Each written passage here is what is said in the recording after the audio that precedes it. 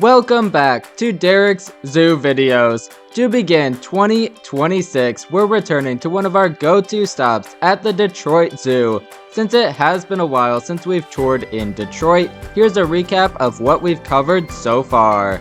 We started in the Asian forest, home to camels and fantastic newer exhibits for tigers and red pandas. From there we moved up to the simple but very spacious yards in the African grasslands. Most recently, we walked through the award-winning Arctic Ring of Life, and we'll be continuing our tours of the Detroit Zoo's excellent habitats right where the Arctic Ring of Life ends with the American Grasslands.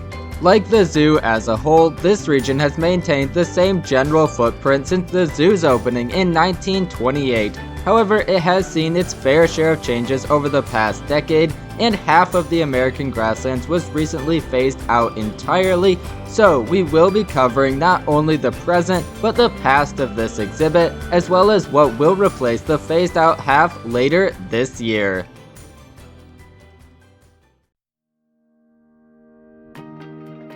Starting at the exit of the Arctic Ring of Life, taking the path to the left, just a couple years ago you would have been met with giant anteaters, whose habitat was part of a cluster of smaller yards labeled simply as small mammals. Several of the yards were combined in more recent years to offer their residents more space.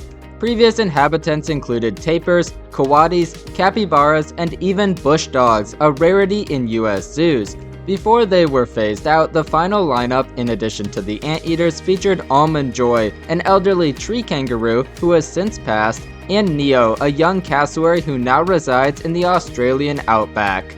Two examples of the Detroit Zoo being a little lax on their geographic theming, another of which could be found across from the tree kangaroo with a mixed species bird yard that had South American rheas living alongside lappet-faced vultures, Ruppel's griffon vultures, and white storks of Africa. Next to that was the highlight of this half of the American Grasslands, a huge, open South American yard that nicely paralleled the camel yard on the opposite side of the Rackham Fountain and the zoo's central plaza. As the area entered its phase-out years, the yard briefly housed European fallow deer, but throughout its heyday at different times you could have seen guanacos, the rheas, pink-backed pelicans, capybaras, Brazilian tapirs, and more.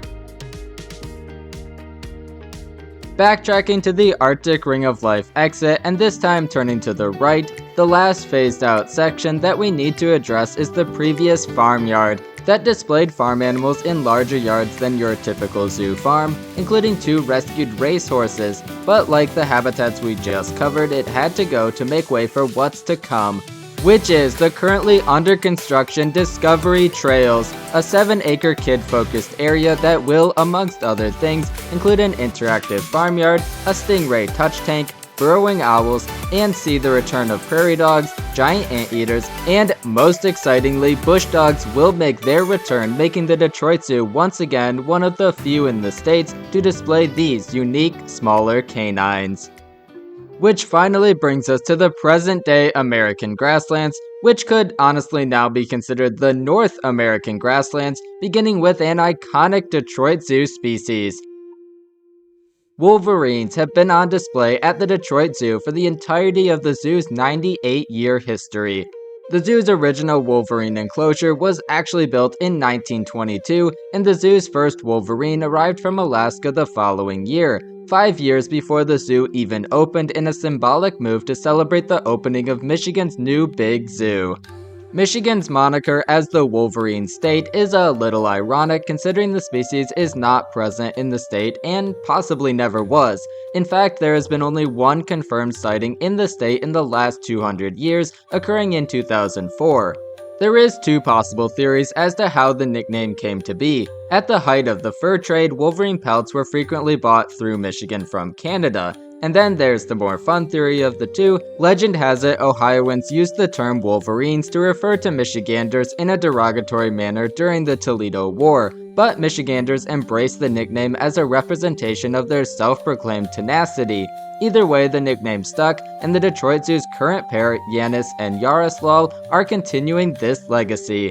Despite the zoo's long history with Wolverines, Yanis and Larislaw did manage to achieve a first as the first Eurasian Wolverines to call the zoo home when they arrived from Sweden in 2018.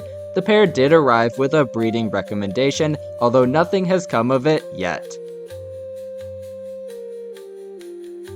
Past the Wolverines is a patented Detroit Zoo large open pasture, home to American Bison, who moved over from down the path to accommodate the addition of another species we'll get to momentarily. Although looking at some of the zoo's older maps, it seems the bison are actually back home to the same space the species has occupied for much of the zoo's history.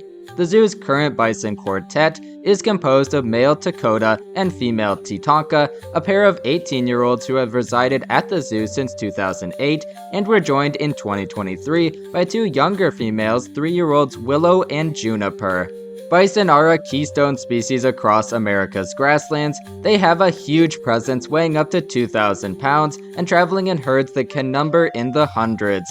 As these herds move, the bison's heavy footfalls aerate the soil, and their vast grazing stimulates new plant growth. Bison herds also create habitat for other species. Prairie dogs prefer to build their towns on land that has been heavily grazed by bison, and the depressions created by bison rolling in the dirt in turn become tiny wetlands that attract a number of smaller animals.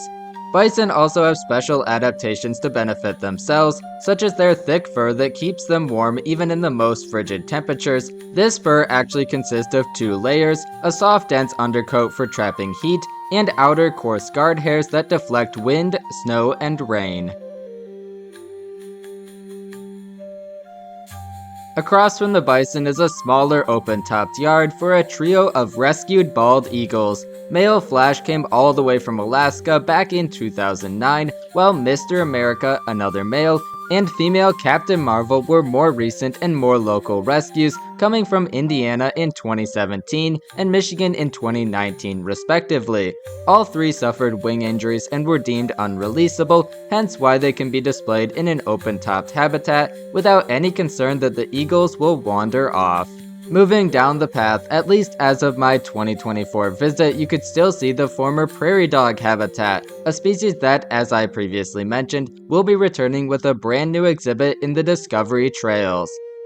Wrapping around the old prairie dog habitat, where elk once roamed, is now the more private left corner of what is still the American Grasslands' newest big addition, the main portion of which took over the bison's previous home and is viewable across a moat from the main pathway. This is 2015's Cotton Family Wolf Wilderness, a 2-acre oasis for the zoo's 2 gray wolves.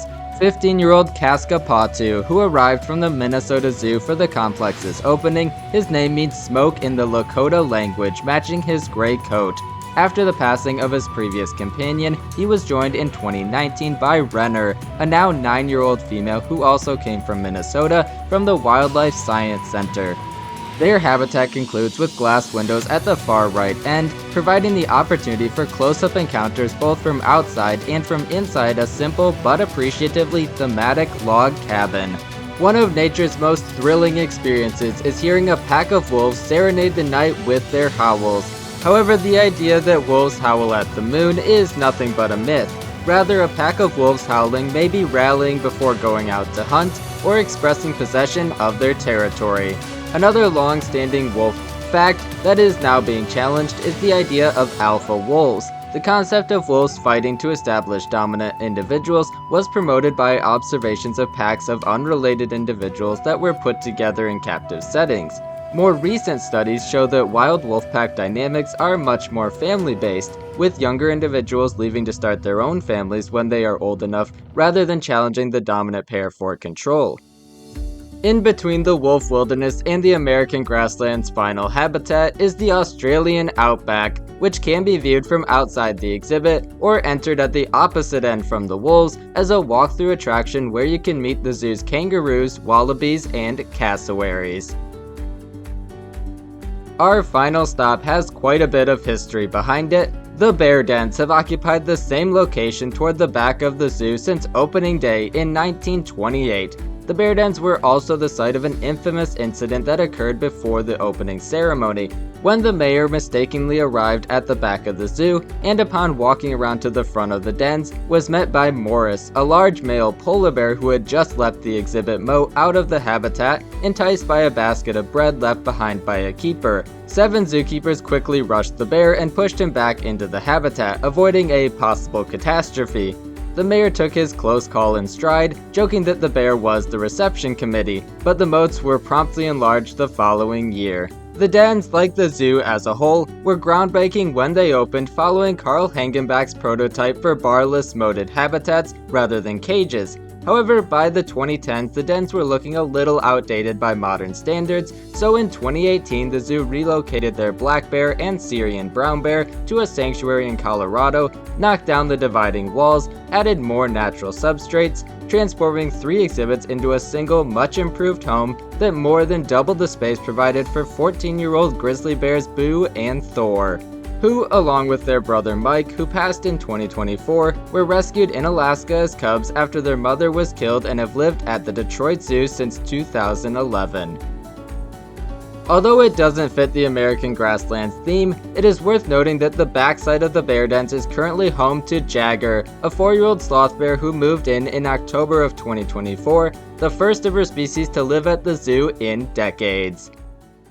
And that wraps up our first tour of 2026 and our 4th excursion at the Detroit Zoo, a region of the zoo with a lot of history behind it that is currently in transition, with half of it being transformed into an exciting, completely new and innovative attraction, while the latter half stands much as it has for nearly a century, with the appropriate modern upgrades made along the way to uphold Detroit's reputation for providing the animals under their care with expansive, natural spaces to roam.